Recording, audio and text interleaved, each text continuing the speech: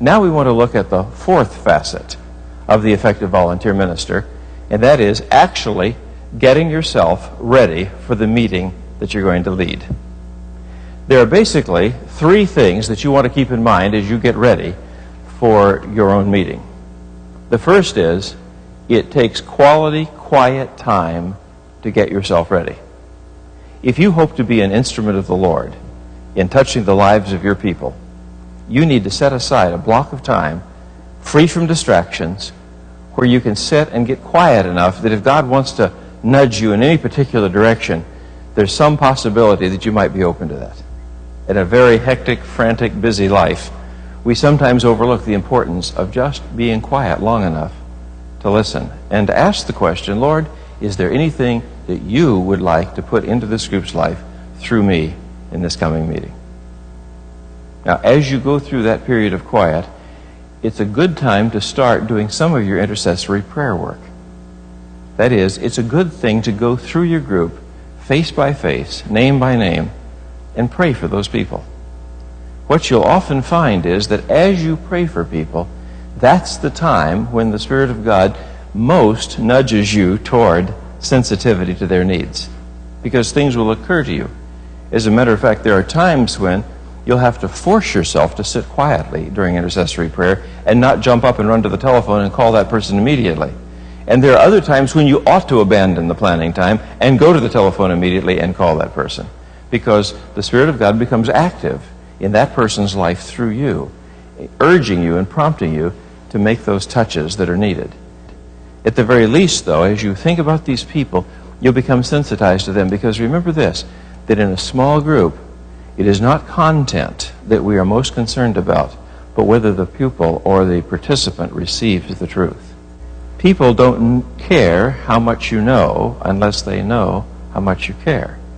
And so we start with regard for the people that are involved in our group. And intercessory prayer sensitizes us through the Spirit of God to the needs of those people. But there's one other area that we have to be careful about if we're going to be effective members of the overall church team. And while we're sitting quietly, we need to update ourselves on what's going on in the larger body of Christ as represented by our congregation. And to some extent, the larger body of Christ is represented by other Christian works in our whole community.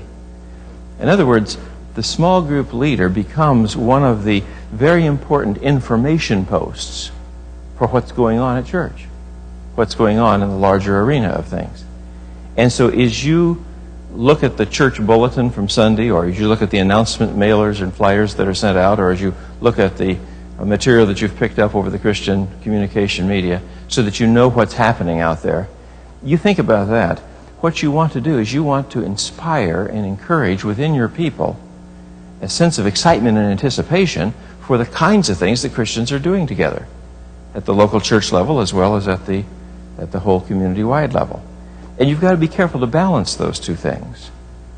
And we'll deal with this in a later series, so that you don't wind up being a person that is seen as disloyal to your local church because of your enthusiasm for outside activities. There needs to be a balance in people's lives.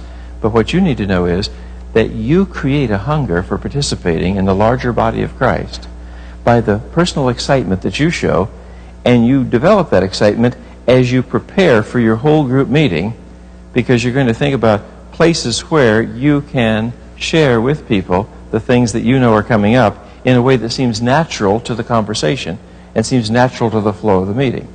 There's always a certain amount of announcement giving that's needed in a meeting. Well, which announcements are you going to make? What are you going to keep people up to date on? And are you going to have the authoritative information they need? Meeting start times and places and so forth. Have you refreshed yourself with that? Is there somebody you need to call to get that information before you hit the meeting? Because in a small group context, people place a lot of credence in what you say. They'll take your word for it in the small group over anything else that they pick up. And so it's important that you be an authoritative source of information and that you represent the latest word in what's going on. And so as you become what we call it time context sensitive, that is, what's going on, where are we in the year, how many weeks away are we from Easter or from Christmas or from summer vacation time or whatever, and what's the next big thing that's going on? Do we have that in mind during this time that we're praying with our people and for our people? Because here's here's the truth that we're realizing. You can't do it all in the small group. In the small group, you've got to be a part of a much larger whole. Now, as you know that you're going to be facing this group, there are at least two things that ought to be occupying your mind. One is, what are we going to do? In what order? How long are we going to spend on each of those things? And is there a message or a burden? Is there a Bible passage that ought to be discussed or delivered? So let's take a look at those issues for just a moment as you think about the setting of the actual agenda. See, what does the agenda have to cover? Well, the agenda needs to cover all the things that you're personally going to do, and the things you're going to ask your apprentice to do, and the things you're going to ask any other people to do as you kind of warm them up to the idea of taking part in group leadership. So you're thinking about not only the parts of the meeting, but you're also thinking about who's going to do each one of the parts of the meeting, because one of your tasks is leadership development. You're always looking for opportunities to draw out the people in your group and to let them shine in the areas of their expertise. Now, if you come and your mind is clearly focused so you know how you're going to end and how you're going to begin and where the various parts are, your mind will be free of the distractions of the meeting and you'll be able to focus on the individuals and the persons. So the greeting time is very important, that you clear yourself from other things that might be done, and this is where the apprentice becomes important. Who's going to see to it that the refreshments are taken care of and arranged for? How are you going to handle and manage the distractions that are involved? You're going to have to think about that as you actually get to the meeting time. And then, when do you think you're going to start? Now, starting times are very important. There are time-sensitive cultures and there are event-sensitive cultures. If you're of Northern European extraction, or you have been very much in the educational community, in formal education, or you've been very much in large corporate work, you have become time-sensitized. You carry a planning calendar that's broken into 15-minute sections. You have a stopwatch with seconds on your watch. You're constantly referring to your time and telling yourself how many more minutes you have before a certain meeting is going to occur. And starting on time is very, very important to you. If you're from a Southern European, African, or Latino culture, then you're event-oriented. In that case, getting there and being with people is far more important than the precise moment that you begin. So in the more relaxed cultures that are event-oriented, things start when they start and they finish when they finish. Whereas in that Northern European hurry, hurry, hurry, rush, rush, rush, every second counts for something culture, if you don't start and stop promptly, you're going to bend people all out of shape. There are some people who are wired in such a way that on Sunday morning at 12 o'clock, no further input is possible. They are locked off.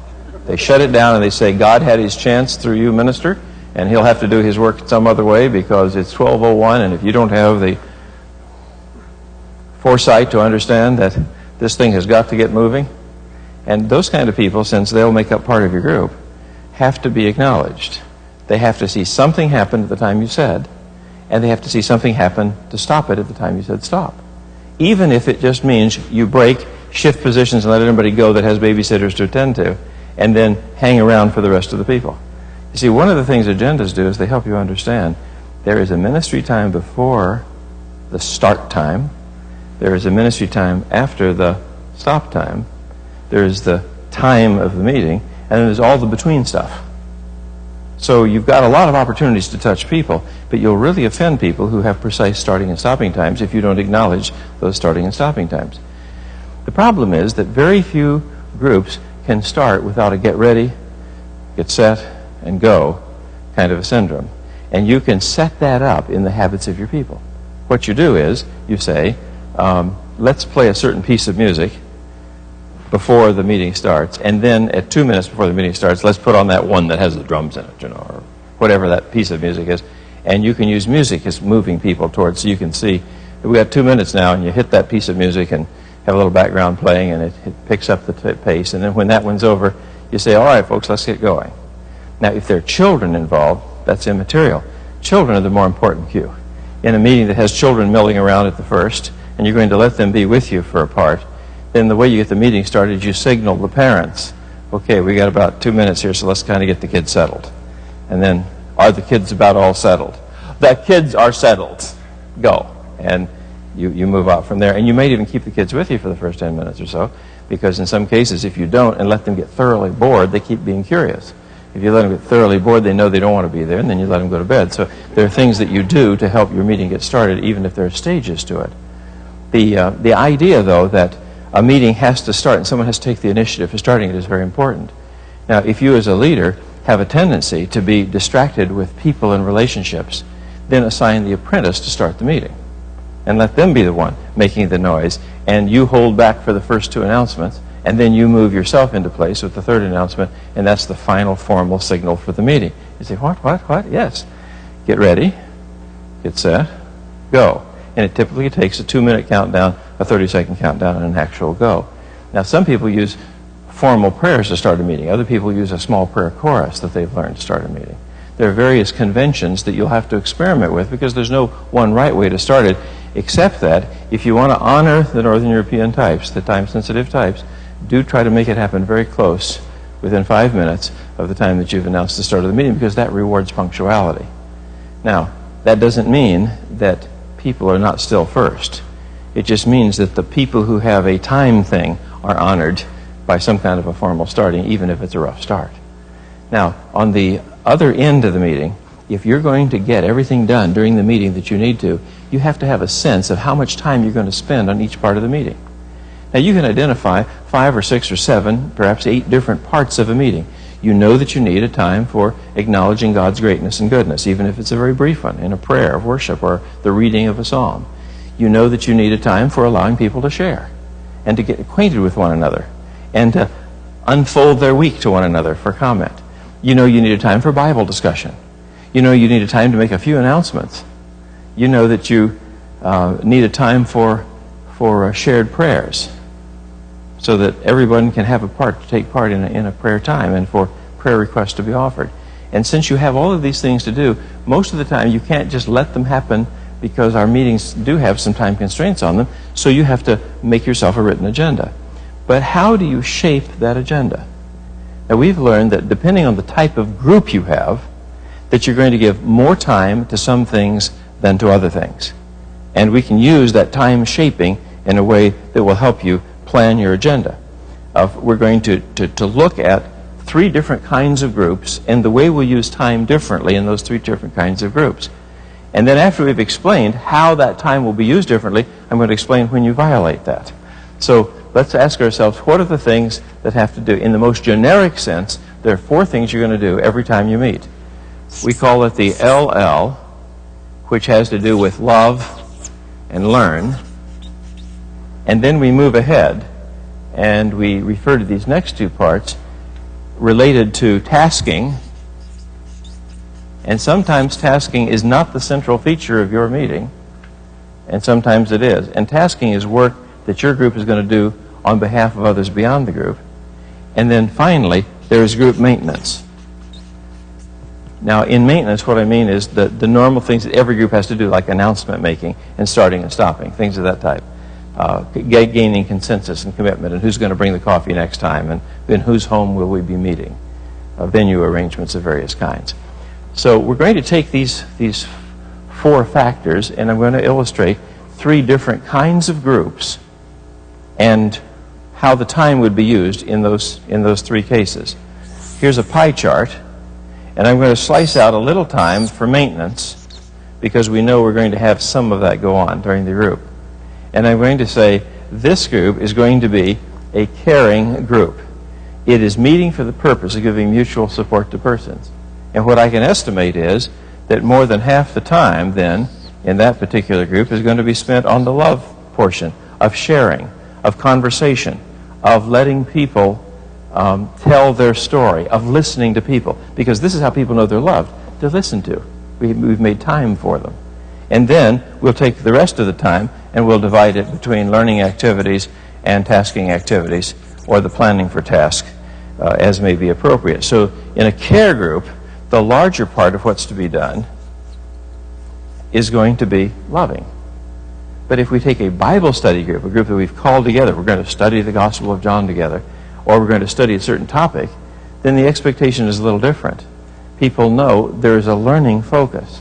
Well, in a learning focus group, we'll come along and we'll still allow ourselves the maintenance time that we need, and we'll still want to care for people, but the learn part is going to take the larger part of the agenda. And we're still going to have important times for caring, and we're going to have, or for loving, and we're going to still have important times for planning for tasks, because serving beyond the group is a very important part of a group's health. But the learning becomes the preoccupation of the group. But in the third type of group that we frequently encounter, which is not the study group, but the third type of group is the group for doing a certain job, a task group. In this particular kind of group, of course, we're going to save our announcement making and what have you some time, and we're going to have to regard people. But again, here the larger focus is on the task at hand, and we're going to spend less time in love and care and less time in learning. An example of a tasking group would be the choir. Most of their time is going to be spent in the actual rehearsal necessary to perform as a choir. But if the choir doesn't spend some time in understanding what they're singing about, or if they don't spend some time in mutually encouraging one another, they won't have the morale to sing with any heart. And so we'll have respectively less time for the loving and learning, more time for the tasking, but there'll still be health in the area of this group that is focused on work. It's a task force, or it's a ministry team of sorts. Now, with those general guidelines, knowing that these four things occur in all of these groups, they're going to maintain high morale, and people are going to feel cared for, then we want to take another look. When would we vary from our pre-planned assignments of time? And there are a couple of cases that are very, very important to allow for variety. One variance occurs whenever we have newcomers with us, because newcomers need to be greeted and put at ease and treated with a lavish amount of time. That is, they need to have a chance to get acquainted with the group, and so we're going to spend respectively more time in acquaintance making when newcomers are present than when we're not. You see, you can't bring a newcomer in and just drill them with questions to get acquainted with them. That's not fair. You've got to be willing to share yourselves so they can get to know you, even as you hope to get to know them. And so that takes more time. So newcomers slow things down. And that's not harmful to the group. It's really helpful, because newcomers also bring new life, new energy, new vitality to a group. The other time is when people are in an overwhelmed condition. Now, many people who are in your group on a regular basis encounter trauma in their lives during the week. They show up at the group time, and what do they need from you? They need your ear. And especially where some family crisis has just descended, they're going to require more listening time than others. That's when it is that you shrink down your task time and you shrink down your learning time, and you give more time to loving people, knowing that if you do that and they really feel cared for, you'll have plenty of additional meetings in which you can teach them all the things you want to teach them on the learning side. In other words, this is participant-centered mutual care. You have to give people time to support one another. And so you'll vary from your agenda, shaping it differently those nights when the trauma emerges. And of course, trauma doesn't come on a predictable pattern. Trauma comes in an unpredictable pattern, so you have to stay flexible in whatever agenda work you're doing. Now, there's one warning that we have to give our small group leaders about the nature of worship in a small group.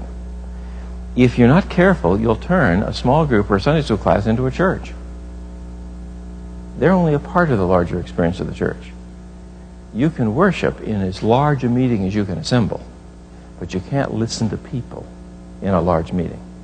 The uniqueness of your preparation for your small group is it lets you prepare to treat people individually and well, and you want to keep the amount of worship to a minimum, knowing that you need to acknowledge God's presence and His greatness, but you don't have to give extended periods of time to worship under normal circumstances, because you're going to have that worship offered to you in the formal worship services of the large church. What they need from your group is, how do you apply the Bible? But how will the Bible passage affect my work, my life this week? That's what they're looking for. Now, let's talk about the message for just a moment. What is the message part all about? What is the burden of the Lord for that particular meeting? What does God want to see in people's lives change in that meeting because of association with other Christians and because of exposure to His Word. How are you going to decide what you're going to actually teach? How are you going to get the topic? Now, you might self-select it. Perhaps the team at your church says, hey, all our small group leaders, they choose their own topics. Well, in that case, the Bible's wide open and the world is wide open, and you've got to sit down and say, dear God, what am I going to do for a topic? And generally, you'll wind up with two choices. One is you'll take the needs of your people as the front piece, or two, you'll take a Bible passage. Most often, you'll select the Bible passage because of the known needs of your people. So if you just have one to select, you pick one, you say, I believe this will be helpful to my people. Now, how would you know what's helpful to them? You've been listening to them, you've been in touch with them, you've been praying for them, and you bring that Bible passage forward. In another case, perhaps you've thrown it out to the group and you've said to them, is there any particular topic or book you'd like to study? And if they agree on a particular topic or book, then for a period of 8 or 10 or whatever meetings, then you go through this topic and take a piece of it at a time until you get through. Or it may be that your church staff would like to give you an assignment of a topic. In some churches, for example, pastors are learning that the text of the morning sermon is an excellent place to start, and that the sermon presented and then followed up by discussion in the small groups reinforces the teaching and takes the teaching home for application. And that's an excellent plan as well. But whatever it is, make sure that you're fitting the guidelines of your particular congregation and what your pastoral staff think are the appropriate ways to do it, because all of the truth in the Word is God's truth, and it can be potentially helpful to your people. So a particular topic is not absolutely necessary at this moment, but the Spirit of God will nudge you toward those things that are most useful to your people. Your teaching is not nearly as important as their accepting. Now, when your people hear the truth, are they going to take it to heart, or are they going to say, well, thanks, but no thanks? Are they going to wrestle with it and say, I wonder what this means in terms of my life, or are they not? Well, a lot of their seriousness about applying the Word has to do with their feelings of acceptance within the group itself. So as you think about and as you put together your preparation for your meeting, you'll have a certain Bible content that you'll be interested in. You'll also have a sensitivity to your people's needs. You'll have a game plan you're going to follow, and you're going to have assigned parts to different people. And you're going to look forward to that meeting. You're going to have a sense of anticipation because you've prepared for that meeting. You've prepared with each person in your group in mind as a possibility. You've prepared with a Bible passage in mind. You've prayed for your people. That means then that when the meeting actually opens, your head is clear, and your personal touch and greeting for each one of those people opens them to receive whatever they're going to receive during that particular meeting. Preparation is important. In order for you to be adequately prepared for the biblical materials part of any small group meeting, you want to have taken a series of texts or a text and studied it very carefully. Now, there's a simple approach to starting to study the Bible. Bible study is not terribly complicated. If you're listening during the sermons and listening during the lessons at church and taking notes as the normal teaching of the church is going on, then you're equipping yourself to be able to handle the Bible questions that are going to be coming to you. But in the particular passage that you're going to select for any particular week's work, start with reading that passage several times. One of the things that I especially enjoy doing is taking multiple translations and reading that particular passage in several different translations of the Bible, because that brings the work of many Bible scholars to bear in a way that is not tedious. Then I like to explore passages that are beyond that particular passage. I like to know, where does this Bible passage fit in to the overall context of God's story for dealing with people? Now, the longer you're a Christian, the more you study the Bible, the better you get at that. But some of the mistakes that are made in Bible application come from not understanding where this particular passage of Scripture fits in God's overall plan of things.